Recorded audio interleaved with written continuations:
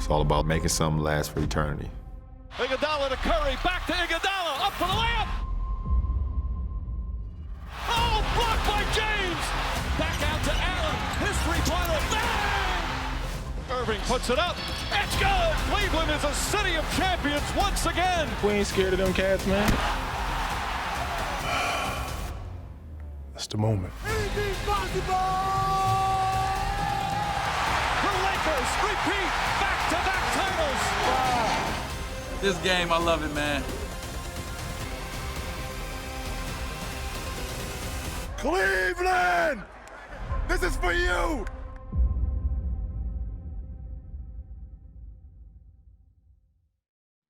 Hoop Streams back at it, coming to you live on Twitter and the ESPN app. I'm Cassidy Hubbarth in NYC. Got Amin in Arizona, Perk in Houston. And guys, we got a really good show today as we preview a special night of basketball on ESPN. 7 p.m. Eastern, we'll see Game 2 of the 2011 NBA Finals featuring the champion Dallas Mavericks, and they're taking on the Heat.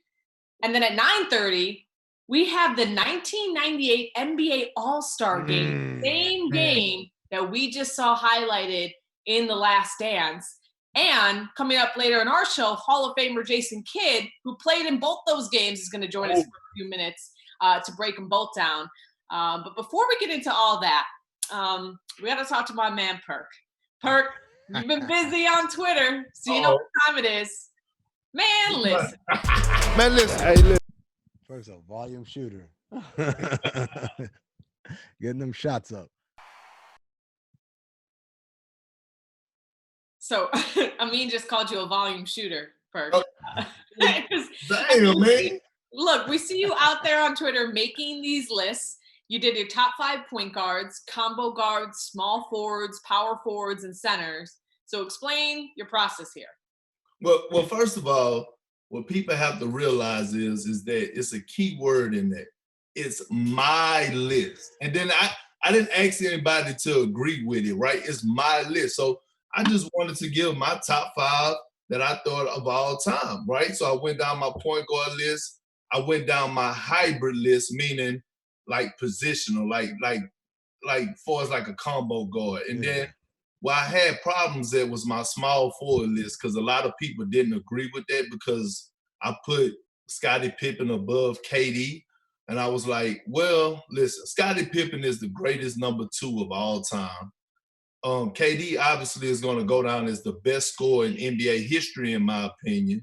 But when you talk about Scottie Pippen, like it's nothing else KD does that's better than Scottie Pippen besides score the basketball. Like Scottie is a better athlete. He's a better defender. He's a better passer, rebounder. Like he had clamps. So like people were arguing that. I even had debates about people were coming at me about Larry Legend. Like, how did I have Larry Legend number 2? And I'm like, what? Are y'all serious? Like, this is a guy that was a 20-point scorer, get 10 boards and 8 dimes. Like, he affected the game in so many ways.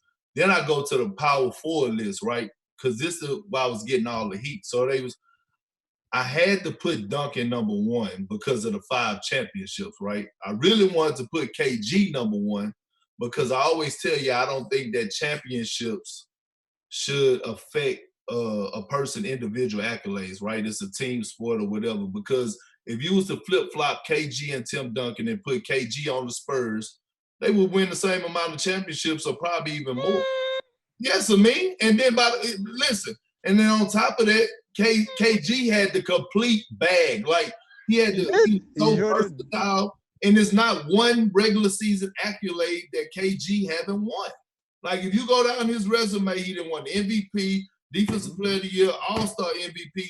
He had so much more than all those other people on that list, in my opinion. So that's why I put KG ahead at number 2. I really wanted to put him at number 1, but I didn't feel like the Spurs fan giving me no heat about the Tim Duncan thing, so I let it rock.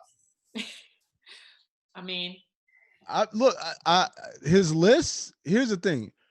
This is what I get upset about people on the internet all the time. You can disagree with a list and still kind of see where he's coming from. Like I didn't see anything disrespectful. It's not like he had Kendrick Perkins number 3 on the center list there, right? Like that would be going like he'd be going too far right there. But nothing he had there. It's the same thing. You know what it's like, Perk, when we talk about who should be MVP. And some people said Giannis and some people said LeBron. I think I was at a point where I was voting Giannis. But if LeBron had won it, I wouldn't be like, this is crazy. I can't believe. I understand. I'd understand. And so I got no problem with your list. I disagree with you saying that they'd win the same number of championships that they won if it were flip-flopped. I think Tim Duncan wouldn't. But again, I see where you're coming from with that. My question, and you kind of answered it a little bit there with the power forward one. My question is, when you then created your all-time starting 5, I see what you did. You cheated. You put LeBron as a point guard. I'm gonna let you do that. Cheated. I mean, because he's a small forward, and then you moved him to point guard. Just because he can be a point guard doesn't mean he is. But I'm gonna let it go. That's my point guard. If I want to move him, I can. That's fine. That's fine. I said I'm gonna let you do. I'm gonna let it slide. I'm not criticizing it. Okay, cool. My bad. Keep going. Your 2 guard is Jordan, who is the number 1 2 guard on your list. But when you get to small forward, LeBron was your number 1. Okay, you moved him to point guard. Larry Bird was your number 2. Scottie Pippen was your number 3. Why does Durant get the starting nod over 2 dudes ranked higher than him on your list? Because I wasn't going about rankings. I mean, I'm playing the GM. I'm building a team. So this is your super team. This is not your top your all-time. This is all-time starting 5. Yeah, but that's a team that if I'm coaching, I feel like I could go 82-0 for about 10 straight seasons with that squad. So I'm putting together. So when I'm building my team, I got my mean front office hat on. Okay. So I'm saying I got me a point guard in LeBron James. I got me a shooting guard in Michael Jordan. And I got me a stretch 3 who's going to knock down threes, who don't need the ball in his hands to be effective. Okay, right? so I'm putting on my Dreamville, I'm a fan hat, and I'm going to ask you this, right? Yeah. You want a stretch 3 that don't necessarily need the ball in his hands all the time. Why not go with Larry Legend, one of the greatest shooters of all time? No, because I wanted more. I wanted a lot of offense. Like Larry Bird. No, KD is the best scorer of all time. So I got to have KD in there because at the end of the day, I'm like, pick your poison. When I need 2 go-to guys, I'm going to KD or MJ for offense. Isn't that KD? Perk standing up for you. Okay. KD. I before we wrap this up though, Perk, as if you didn't ruffle enough feathers out there in the internet, which is so easy to ruffle the feathers. You put out a tweet saying that you would take Pascal Siakam over Paul George. And Amin, as you can tell, has some feelings about that. I want you to explain why you are riding with Spicy P. First of all, I want you 2 to go first. Cassidy and Amin, I want y'all to tell me if y'all agree with my pick and why not. Y'all 2 tell me if y'all agree with my pick and why not. Then I'm going to tell y'all what I was thinking when I put it out there. You know, I had a call. Toronto radio had me on, and they were asking me about this. I said, I got to answer for Perk's tweets now. But yes, this is what I would say, Perk. I love Siakam. But I'm the type of guy that I lean towards a guy who's consistently done it. Siakam's done it really at a high level for 2 years. Last year as a starter, this year as an all-star, and perhaps even an MVP candidate. Paul George has been doing it for 7+ years at this level. And so for me, I would take Paul George over Siakam for that reason, that I know this ain't a hot 2-year fluke or whatever. This is who he is night in, night out. Okay. I think people forget that, just couple of years ago, or was that last year, he was in the running for the MVP. Yes, he got hurt, and so that could impact how maybe he was playing this year. And if that's how you're viewing it, like, who are you picking straight up right now, like, where they are in their careers? Because what we saw with Pascal Siakam, he's shown that he has the ability to continue to improve.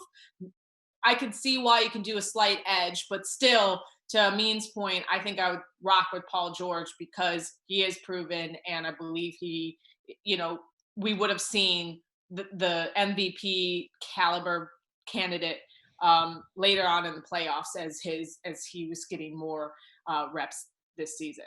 And listen, I'm all with y'all. I don't want people to think that I'm not a Paul George fan. I am.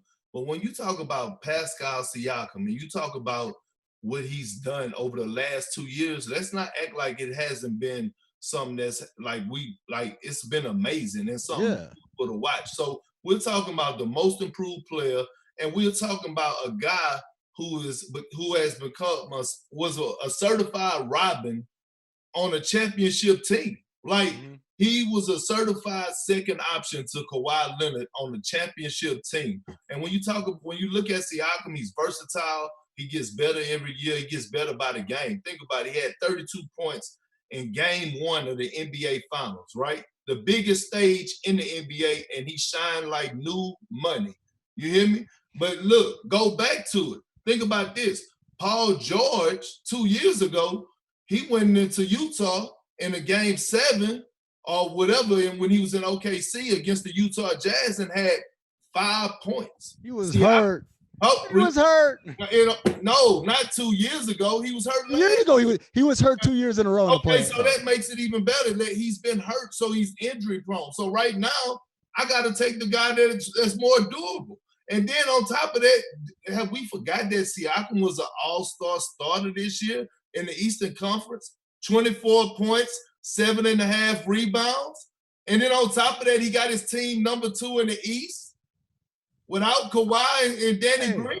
I love Pascal Siakam. You don't have to sell me on him. Look, it was a good tweet because it's a good argument to have. Even without sports, you've had a lot of great tweets all week, and a lot of them had to do with The Last Dance. Thank goodness for that. And to talk about last week's episode and much, much more, we bring in Hall of Fame point guard, 10-time All-Star, Jason Kidd. Thank you so much for joining us. How you doing? How are you handling quarantine life? Everything is great here. Just waiting to get the green light to come back. Happy to be on with you guys. No better place to be right now. Yes, I thank you for lying to us. We really appreciate it. No, he's not lying. There's no place to be right now. So. That's the But truth. here's the thing. At least we've had some basketball to watch in The Last Dance. Have you been watching it, and what do you think of it so far? Yes, I'm old enough. I was, I'm enjoying The Last Dance. Some cameo appearances in there, Hug and Mike. But it's been great because I got to play against Michael and all the great players, and it's just kind of cool to see, and kind of cool to see the behind the scenes of his relationship with Kobe and how it developed and how it grew and what it grew into. Yeah, so I mean, if for those who are under a rock and didn't watch the last episode 5 opened up with the 1998 All-Star Game at MSG. That was the first of 10 All-Star appearances in your Hall of Fame career. Other than playing with Kobe, what stood out to you about that particular All-Star Game for you? Well, that game was exciting because you knew Michael in the Garden was always going to do something special. But being a young player and probably being in awe, Gary Payton is in that game, my older brother. But the biggest thing that stood out was Kobe was going to go after Michael, and he wasn't scared. And one of the plays that I will never forget, and we can ask Karl Malone about it someday, I was going to bring it up. is that he asked for a pick and roll, and Kobe waved him off. And I think we were all in awe or in shock that that's, Karl Malone, pick and roll, John Stockton, they've done it a million times. So Kobe and Karl, and Kobe was like, no, I got this all by myself. And he waved Karl out, and he did his thing. And I think Karl was like, okay, I need to come out of the game because this is past me now. That's what exactly I was going to ask you, because Karl Malone people forget, he was the MVP of the league at that time. In 97, he won MVP. And so you're the MVP of the league playing in the All-Star game. This second-year player in his first All-Star game going to wave you off. What was it like after the game, or even on the bench when y'all were around Karl? What was he talking like? Well, one, for you to just have the nerve to wave Karl off, even if he wasn't the MVP, just because of his muscles, you had to be different. And so on the bench, we were all in tears and laughing and giving Karl a hard time about, you must have didn't set a good screen. And so, but it just showed Kobe's determination to be the best, and he wanted to be the next Michael Jordan, if not better. And he wanted that one-on-one challenge, and he didn't feel like he needed Carl's help at the time. That little Laker boy. So that's what Jordan called him in the East locker room. Did you hear that being said at all on the court? That little Laker boy? Yeah, that was normally, MJ's way of not giving you any respect. It's not by calling you by your name. He called him Laker boy until he earned his respect. And I think at the end of Kobe's career, he was calling him Kobe. There was a lot of guys to respect in that game. It really captured the 90s so well. Let's check out the full starting lineup from that year. Starting, with the East, I believe, Penny Hardaway, Sean Kemp, Michael Jordan, Grant Hill, and Dikembe Mutombo. And on the West, Kevin Garnett, Kobe Bryant, Gary Payton, Shaquille O'Neal, and Karl Malone. Incredible. Hall of Fame, Hall of Fame. It was deep. The starting five on both teams were deep, but can you just see how different the game was? No one's shooting threes. Right. It was really except for Reggie. well, except for Reggie, but I mean, we didn't really have a 3-point shooter on our team. Didn't need one. I didn't need one.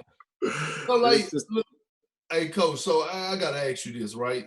Like I'm watching all these Last Dance episodes, and obviously I grew up watching Mike like we all did, and watching yourself. But like when you got a chance to play against Mike, like not an all-star game, but like what was your mindset like going against him? Like, like you had those certain guys where you like, man, I gotta get my rest tonight and strap up my shoes, but he was so mean and so ruthless. Like, like you had to be ready to really go to war with him. Like he wasn't friendly. Like I said that on one of my tweets, like, our heart, we pumping normal blood, but it seemed like he had some hot sauce running through his veins. Like he's always on edge. So like, what was your mindset when you was approaching, like, man, I got to go against MJ and the Bulls tonight? Like how you approach that? Like your mindset. My mindset was I had to go to bed early. And make sure to get well rested. And when you talk about guard Michael, he's going to try to intimidate you, and your job as a professional is not to back down, is to try to challenge him back. And I knew I couldn't jump as high or score the ball, but my job was to use my speed and use the tempo of the game to try to wear him out. And unfortunately, he probably got the upper hand of most of those matchups. But it was just a thrill to go against the best. As a competitor, you want to go against the best, and that's what Michael wanted to do, was try to destroy his opponents. But for my mindset was to go against the best, to see where I was as a measuring stick and what I had to work on to get better. So at the time of this Last Dance, the theme of the documentary is that this was their final season together. Did you know in '98 that Jordan was on his way out for a second retirement and that team was being broken up? No, we didn't know. We just heard things. We didn't have the internet as much back then. You read the newspaper, but you never knew this was going to be the Last Dance, because you always thought they were going to keep this band together until someone knocked them off. And so to find out this was the Last Dance, that Phil Jackson came up with that title, is remarkable in that sense, that this was going to be their last time that this team was going to be put together, and for the way they ended it by winning a championship. Coach, I want to ask you, you're playing at this time during the league. You're a young player. It's your first time as an all-star, and you're experiencing all the things that we were watching in this documentary.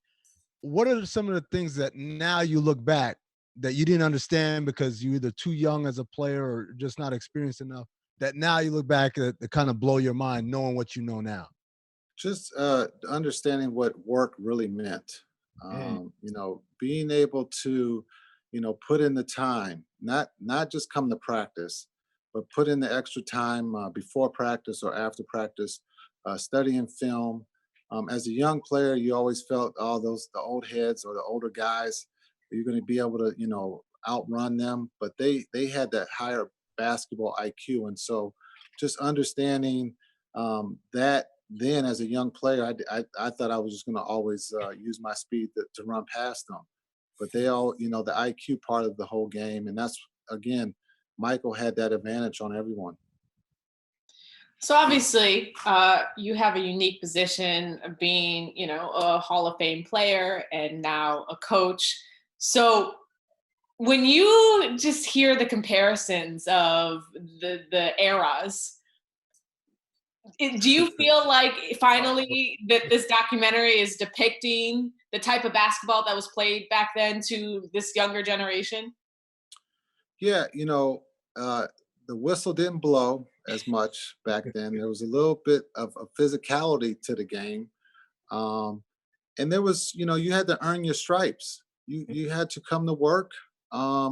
Again, you know, there's talk about Michael punching Steve Kerr in practice. And Will Purdue. And Will Purdue and probably some other people, but just didn't make it. They got cut on the editing floor. But I think when you look at the physicality of the game, you know, Michael getting beat down against the Detroit Pistons, you know, and it goes back to Detroit getting beat down by the Boston Celtics. And it was just a cycle. And the Knicks were trying to do the same thing to the Chicago Bulls, but they ran out of gas there in that series. But I think the biggest thing is the physicality. You know, watching LeBron or AD, you know, play in that era, I think they would be fine. There's some players who would not survive because they, you know, they would get hit and stop coming. And so I think, you know, the biggest thing is the physicality of the game has changed dramatically. Let me ask you, you're one of the few people in the world who are qualified to talk about this. A lot of times when we hear people say, so-and-so couldn't play back then, it's guys that played back then but didn't play now. Or guys who say, oh, man, if he played back then, he would have averaged 60. Guys that play now but didn't play back then. You played in that physical 90s, and your career was long enough that you lasted to see where the game evolved into.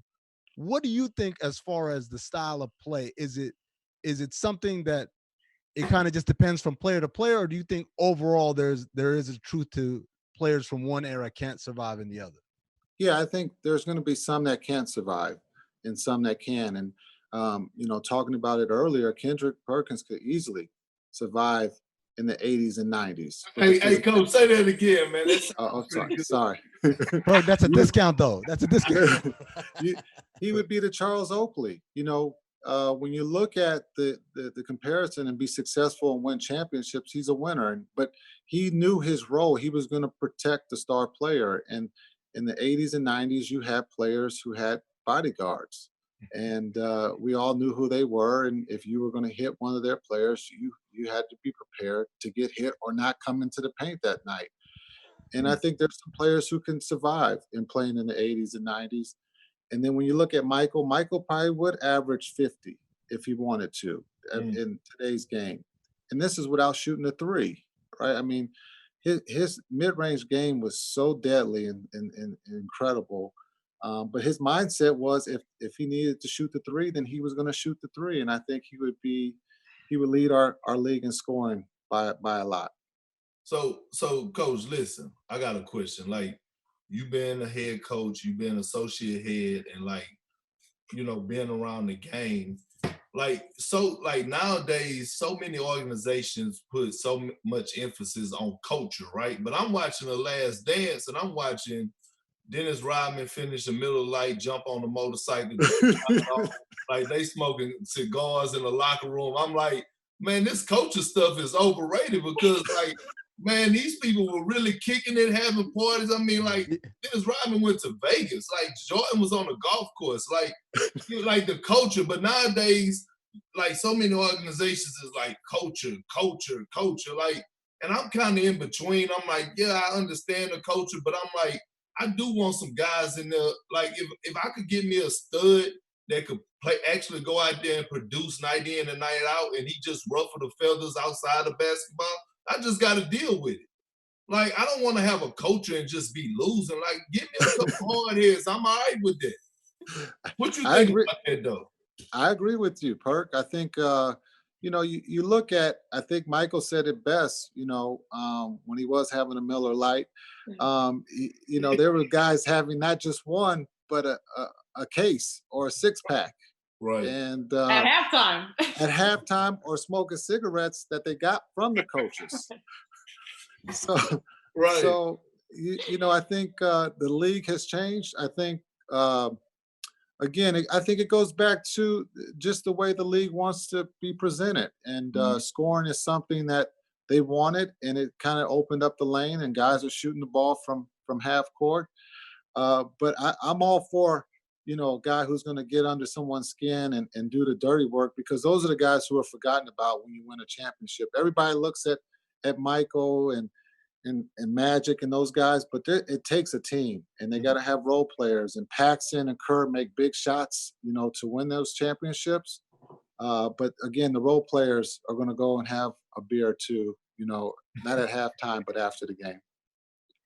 Look, I can't get enough of 90s basketball. And if you guys are like me and wanted more of that 98 All-Star game that we saw at the beginning of episode 5, you can watch it tonight, 9:30 Eastern on ESPN.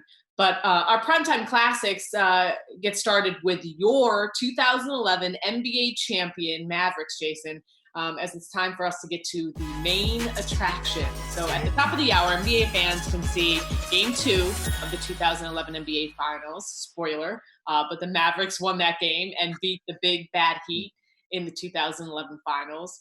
But Jake, with Dirk as a leader of this team that's really remembered for its depth and balance of talent, when you think of this squad, what was it that allowed you guys to rise to the highest level and, beat a Heat team that basically had all the expectations? Yeah, I think this was a special team. Again, Perk talked about it earlier in the sense of when you got guys who aren't afraid to ruffle feathers. Deshaun Stevenson was a guy who wasn't scared. Sean Marion wasn't scared. Understanding, we had guys who understood their role and just played their role. And again, we weren't afraid to play from behind. And I think we did that pretty much in every series except that Lakers series when we swept them. But we played from behind, and we were comfortable from playing from behind, and that helped us win a championship. See, I remember because y'all beat us that year to go to in the Western Conference Finals, right? Yes.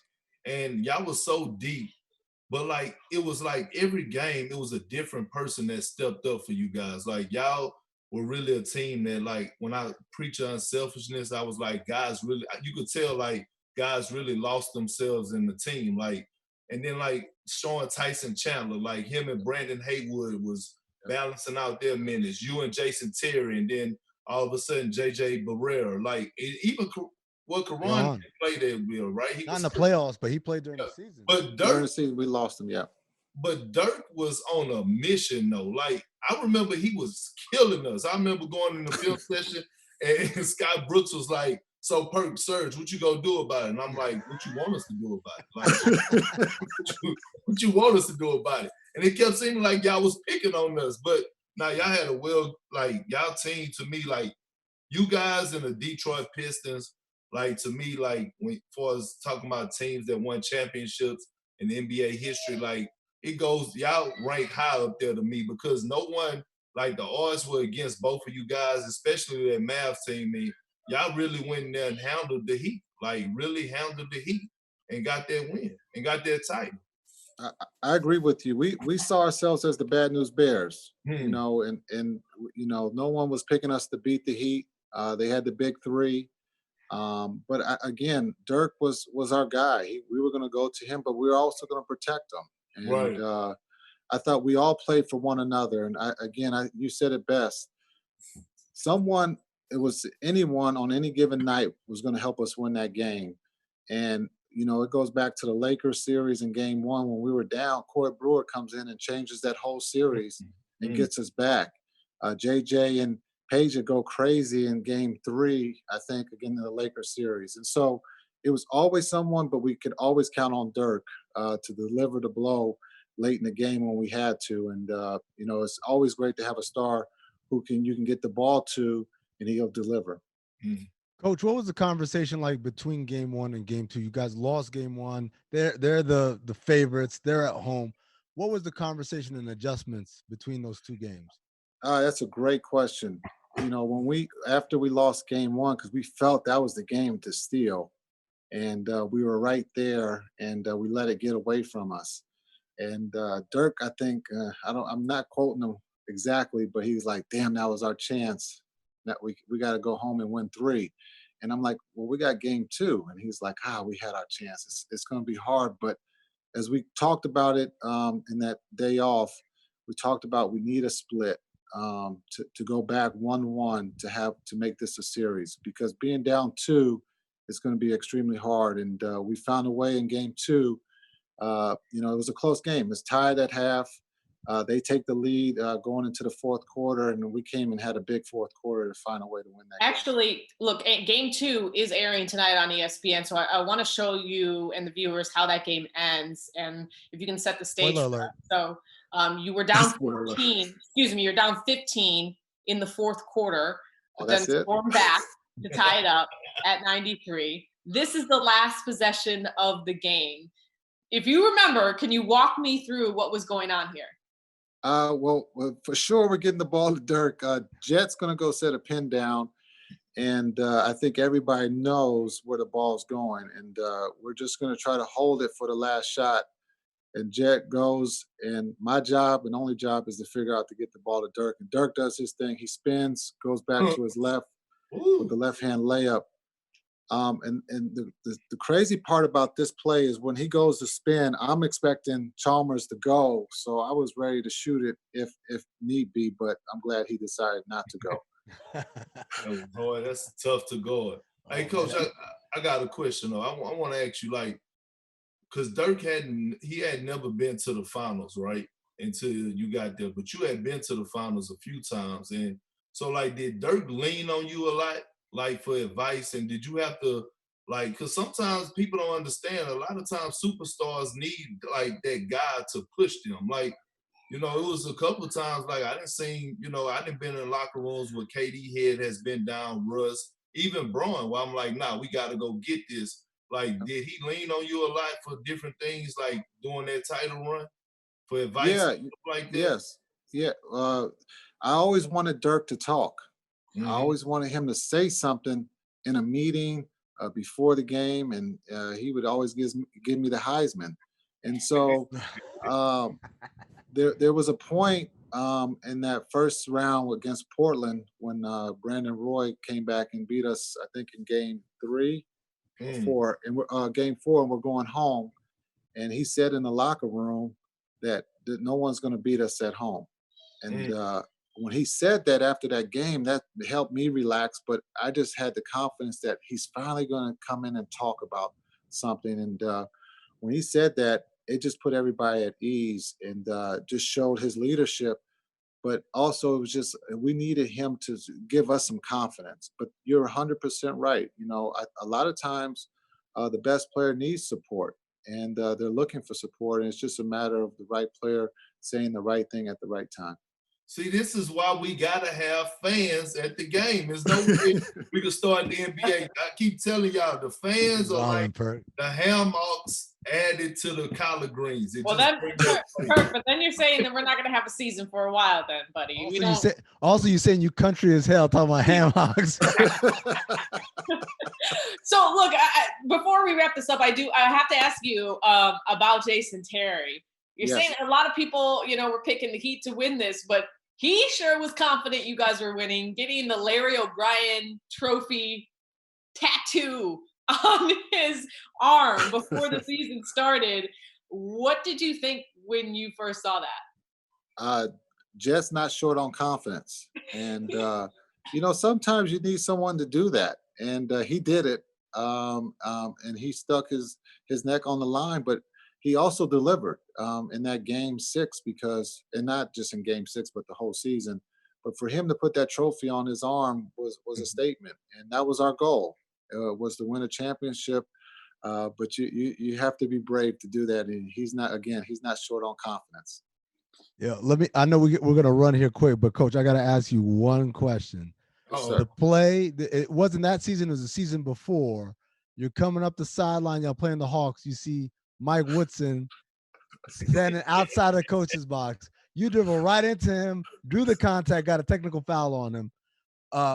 How did that play develop in your brain? Like to notice that and think of that rule and do that right then and there? Well, that's a great question. And when I saw Woody was standing on the court a couple plays before that, and the Hawks were beating us. And what I had thought was, I need to figure out how to change the momentum. We need to do something to get the momentum on our side. And it happened where Dirk takes the ball out, and I see Woody on the court. So once I caught it, I was trying to go as fast as I could. I was old too, so I couldn't stop. And I just ran into him and acted like I was shooting. And Woody was trying to jump back, and it changed the whole momentum. We got a tee, and we ended up winning the game. And Dirk especially said, "You're officially crazy," because he's like, "There's no way they're going to give you a tee. They're going to tell you to take the ball out." And it changed the whole momentum. And we kind of got the Hawks a little flustered. Their players were upset a little bit, but I was just trying to figure out a way to win.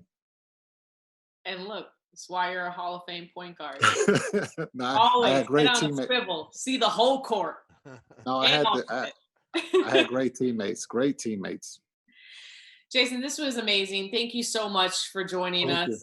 And can't wait to watch you both in '98 and then become a champion. It's going to be a special night on ESPN. Thank you again for coming on Hoop Streams. And coming up next week, we'll be back talking the Warriors and reviewing their 2015 and 2017 championships. So we'll see you guys on Wednesday. Stay home, stay safe, stay healthy, and everybody be well. All right.